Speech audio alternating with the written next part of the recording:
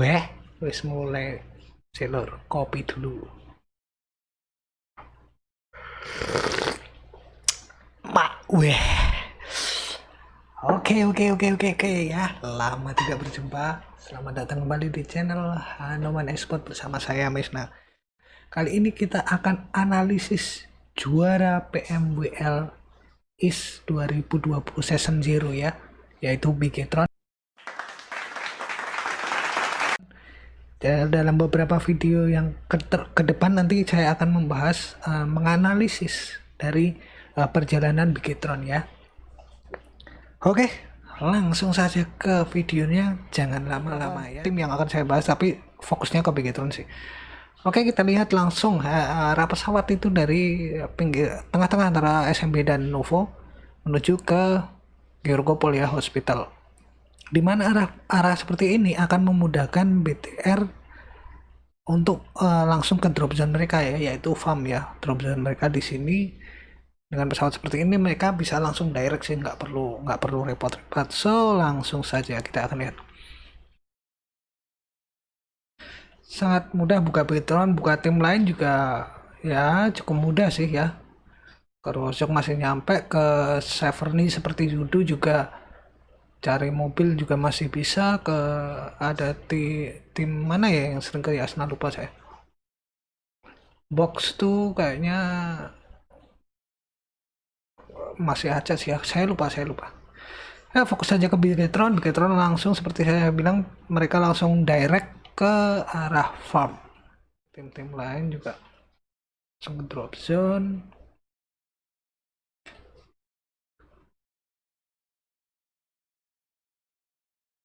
Seperti biasa, nggak ada kontestan untuk Bigetron. Oh ya, sorry. Ini final, jadi grand final hari pertama ya, match pertama hari pertama. Jadi kan ada 4 hari dan per harinya ada 6 match. Jadi ini hari pertama, match pertama. Oke, lanjut. Circle udah keluar dan kita lihat nih ya, Ryzen dan teman yang lain juga udah di sini. Kita lihat terus dia cek. Ya, itu ada tanda berarti dia mendapatkan vehicle ya. Dimana ya di farm ini memang mudah sih untuk cari vehicle, dan pemilihan Bigetron drop zone di sini sih memang sebenarnya memang bagus sih ya. Mau kemana-mana juga enak, vehicle juga pasti ada di situ. Dan karena ini loot kali 2 jadi scrapping sih tidak masalah. Jadi pemilihan Bigetron untuk drop zone di farm sih is okay sih ya. Langsung nih Ryzen karena udah dapat vehicle langsung menuju ke kompon. Dan seperti biasa, seperti yang kalian tahu, Bigetron ini scrapping ya, melakukan scrapping looting. Jadi mereka kompon to kompon yang ada di daerah sekitar farm, tetapi mereka melakukan efisiensi waktu dalam looting. Jadi mereka benar-benar split membagi area looting mereka. Jadi misalnya Ryzen untuk menghabiskan kompon sebelah sini, Luxi di mana, dan mereka benar-benar melakukan efisiensi waktu dalam looting, sehingga mereka tidak perlu menghabiskan banyak waktu untuk looting gitu loh. Mereka looting secukupnya dan langsung fokus untuk membaca situasi. So itu kita udah lihat ya, Ryzen udah coba cek. Tim lain juga ada yang masih menuju ini Yudu dapat vehicle. Box nih yang menarik ya, melakukan split sejauh itu. Sebentar, balik nih. Box ini ekstrim sih splitnya. Nih ya, kalau kalian tahu, entah ada yang tahu atau belum ya, yang belum tahu ya semoga menjadi ilmu. Satu kotak ini 1 kilo ya, 1 kilometer jaraknya, dan ada kotak kecil lagi itu 100 meter. So kita lihat box di sini melakukan split lebih dari 200 meter per playernya. Ini gila sih. Sekelas turnamen seperti ini melakukan split segitu jaraknya, gila sih. Apalagi di circle yang pemilihan drop zone di sini, dimana mereka tahu tim-tim lain juga ada di sekitar drop zone mereka. Lalu lanjut. Ya, kita lihat ya kursornya, berarti dia melakukan pemantauan di sekitar zoning mereka. Namanya, aku menyebutnya zoning sih. Ya. Kita lihat eret ini langsung agak aku cepetin aja ya. Ya, nih kita masih lihat di menit ke hampir 3 menit mereka masih melakukan looting, dan kita lihat seperti yang saya bilang mereka efisiensi waktu. Jadi Microboy menghabiskan kompon sebelah sini, Luxi di sini, Ryzen di mana. Jadi efisien gitu. Itu sangat penting untuk tim ya, melakukan efisiensi waktu dalam looting. Apalagi seperti farm kita tahu komponnya jauh-jauh ya. Jadi harus efisien.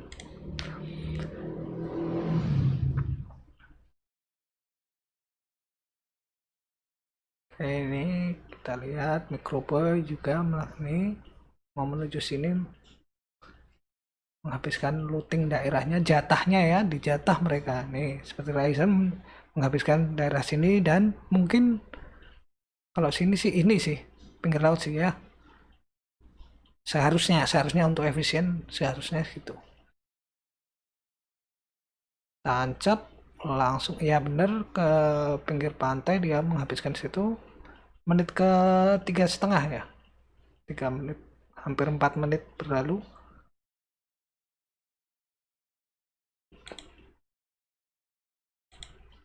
Lanjut saja cepat. Ini box masih ngehold, nahan, dia hanya nahan, dia cuman ngasih vision, ngasih info ke temen. Itu yang dilakukan box ya. 3 tim lain. Nah, ini circle kedua juga udah keluar, dimana BTR sudah melakukan rotasi ya. Mereka di menit keberapa tadi, hampir 4 menit, 5 menit lah, itu udah berpindah ke arah lebih dalam lagi dari circle ya, karena mereka harus prepare, karena mereka melakukan efisiensi waktu tadi. Jadi masih ada waktu untuk mereka untuk prepare menyiapkan zona berikutnya itu. Jadi mereka masuk ambil daerah rumah rumah merah apa ya ini kalau nggak salah, lupa saya. Next saja. Oh, mereka tetap rotasi ya, mereka ke atas. Nah, ini yang menarik, kita lihat sama-sama ya, ini jarak gap antara per player mereka sangat sempit, sangat kecil. Itu berarti mereka benar-benar bergerak secara unit ya, bersamaan, dan benar-benar menjaga satu sama lain, dimana gap jarak mereka yang seperti ini akan mudah untuk saling backup gitu ya. Apalagi skotornya, maksudnya skuter bang, atau ini scouternya dikirim ke depan untuk memastikan jalurnya. Ketika aman, scouternya tadi turun memastikan aman, ke yang kedua langsung nyusul ke depan berikut dan berantai gitu loh, ngabarin aman, satu depan lagi, paling depan ngabarin lagi oh aman, lanjut lagi seperti itu ya. Jadi karena game mereka yang seperti ini sangat gap jarak yang sangat brilian menurut saya, karena mudah dalam membackup. Kalaupun keculik depan belakang, ini sangat cepat untuk membackup ya. Ini kita lihat ya. Nih, yang paling depan turun mengamati. Yang di belakangnya udah dikasih kabar aman, dia langsung maju. Nah, oke ya. Ini dekat Pochinki. Rotasi OR dipotong. Oke, next kita fokus saja ya. Tadi BTR udah naik ke atas ini ya, dan circle ketiga nih, ketiga apa empat nih, ini mereka masuk ke dalam circle berikutnya, karena kita tahu mereka tadi di circle sebelumnya, kalau kita balik ya, ini mereka mengambil kedalaman sekitar hampir 2/3 ya. Jadi untuk prepare ke zona berikutnya sih masih aman, tidak akan terlalu jauh ya. Jadi kan pastilah setiap tim punya cara atau punya materi untuk membaca, mempersiapkan zona berikutnya. Pasti ada, setiap tim pasti diajarkan itu ya. Di tim saya pun juga melakukan itu, ada materinya gitu loh. Jadi mereka mengambil di sini, makanya ketika circle berpindah, mereka udah, dan ternyata mereka dapat, mereka kalaupun tadi misalnya pindah kemana gitu, itu tidak akan jauh sih. Dan tentunya ada untuk cara membaca preparation untuk zona berikutnya. Join Hanuman makanya kita kasih tahu. Tapi ya nggak pasti. Tapi besar kemungkinan persentasenya besar sih untuk membaca zona. Yuk langsung fokus. Ini mereka masuk. Mereka benar-benar zoning daerah mereka.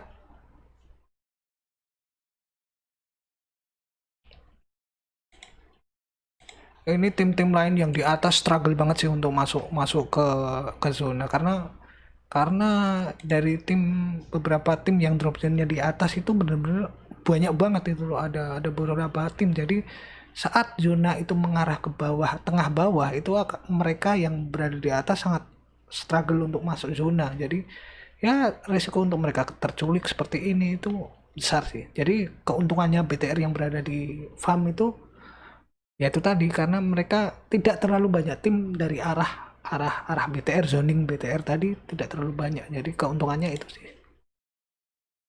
So next, ini bentar ya, ada yang petik. Tadi BTR di sini ya, di atas.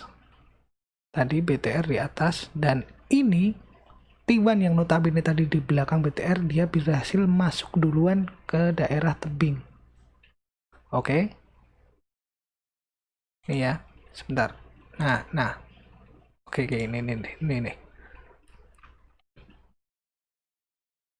Nah, T1 lebih dulu menguasai titik ini ya, titik tebing ini, dan BTR baru saja datang. Jadi oke, kita note T1 lebih dulu menguasai tebing. Oke, langsung. Nah, oke. Tadi BTR di sini di atas, T1 di belakang, di arah belakang. Itu berarti ada sebuah entah miss atau memang tidak bisa memaksimalkan cutting atau motong rotasi, sehingga T1 bisa lebih duluan mengambil daerah sini. Oke, next. Otomatis karena mereka duluan, mereka udah lebih prepare ya, setup. Dan ini Ryzen, notabene orang yang paling terdepan, itu mengambil gundukan cekungan yang angle ini sangat lebih tinggi dari tempatnya T1. So untuk Ryzen melihat T1 itu butuh lewatin bebatuan ini sih. Dan next, tuh kan nggak kelihatan ya, nggak kelihatan. Split 1-3,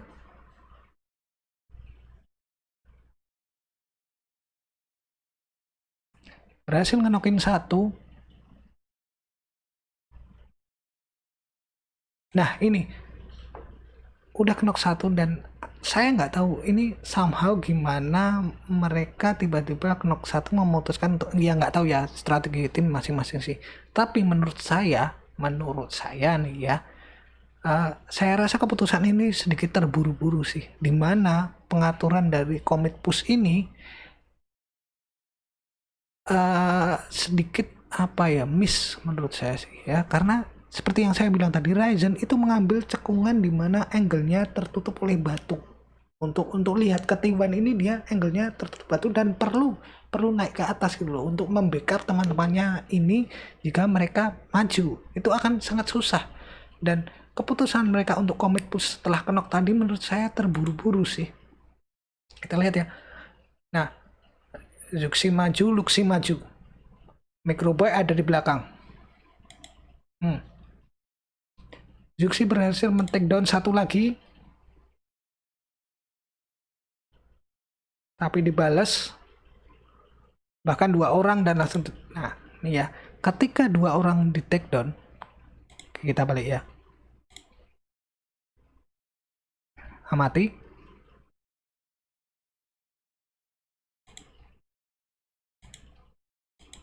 Ketika mereka terkenok, seperti yang saya bilang, Ryzen tidak bisa membackup karena dia angle-nya sulat.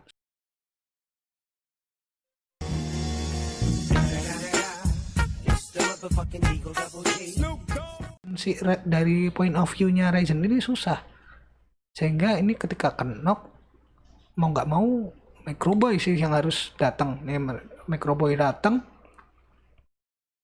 Cuman lagi dan lagi Microboy setup ke depan, titik ini Ryzen bisa melihat Microboy sih. Cuman untuk melihat T1 yang 2 orang yang terakhir itu nggak bisa.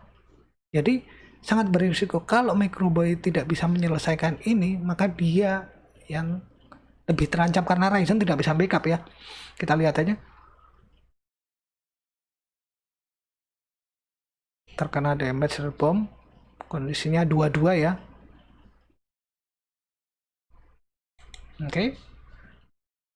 Microboy knock dan tidak ada hal yang dilakukan Ryzen ya. Maksudnya dia nggak bisa membackup ya karena itu tadilah masalahnya. Angle tadi. Tuh. Setelah dia down nggak bisa. Ini nggak bisa lihat. Nah, kan? Ini saya rasa ada keputusan terburu-buru atau ada miskomunikasi antara mereka. Jadi susah sih. Menurut saya terburu-buru keputusan tadi untuk commit push tadi.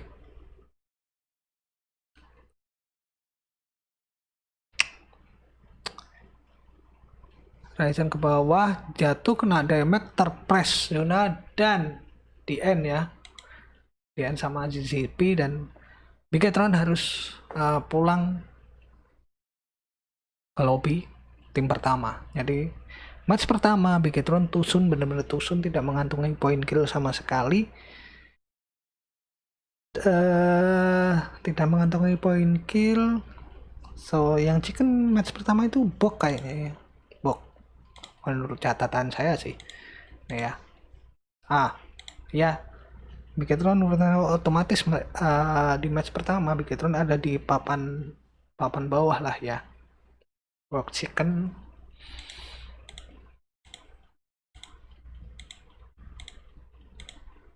Nih. Bigetron ada di 14-16 sih, tapi nggak tahu dah perhitungan poinnya. Athena ada di posisi sini. Oke, kita lihat. Ini total damage-nya, dimana BGTR itu deal damage-nya 400 ya, tanpa kill satupun.